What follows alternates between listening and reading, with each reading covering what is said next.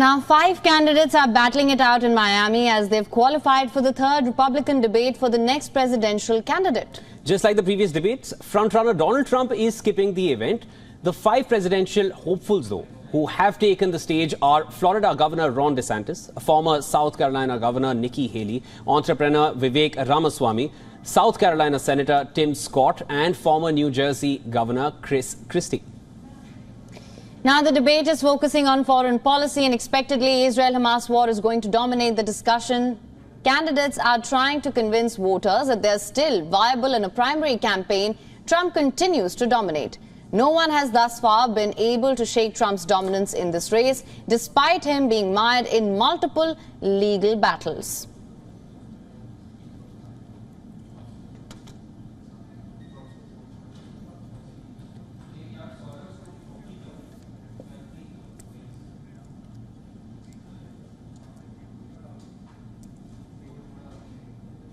For more on this, our correspondent Susan Tehrani is now joining us live from New York. Susan, thank you so much for joining us.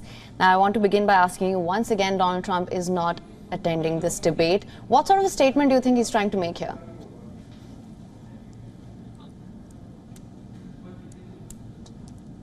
Yeah, Donald Trump is not on the debate stage, but he is just a few miles away in Miami, Florida, where this debate is also taking place, and he's having a rally that's, from what we see from the images, is really a packed event.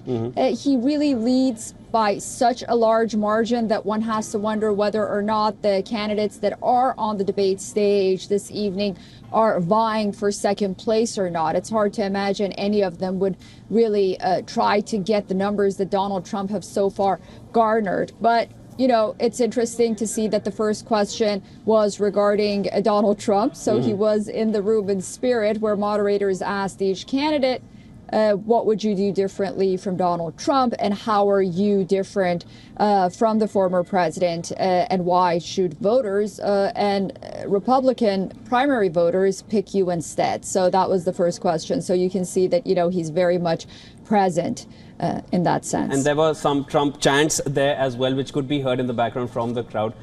Even though the other candidates they were bracing to start off their, speech. Now, I also wanted to take your opinion on this, Susan. Anyone who's outshining at the moment, how's the debate going? Yeah, I mean, I don't know how, we'll see how many people really sat to watch this debate. Their positions seem pretty clear cut, more of something that we've seen in the past 2 debates.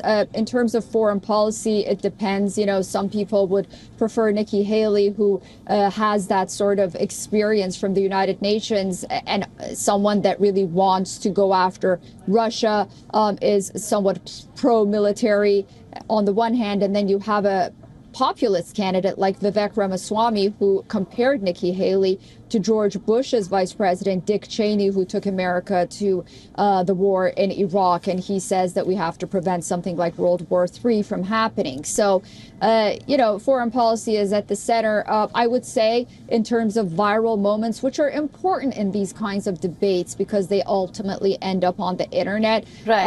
I don't know if it's because Vivek knows that this debate may not matter or not, but he's had a couple of, one of those sort of hard-hitting viral moments that I think everyone will look at. I don't see anyone outshining another person right now. I mean, Donald Trump is in the lead so much that, again, it's hard to imagine any of them trying to reach that number. Yeah. All right, Susan, thank you so much for bringing us the latest on this. We will, of course, continue to track all the developments.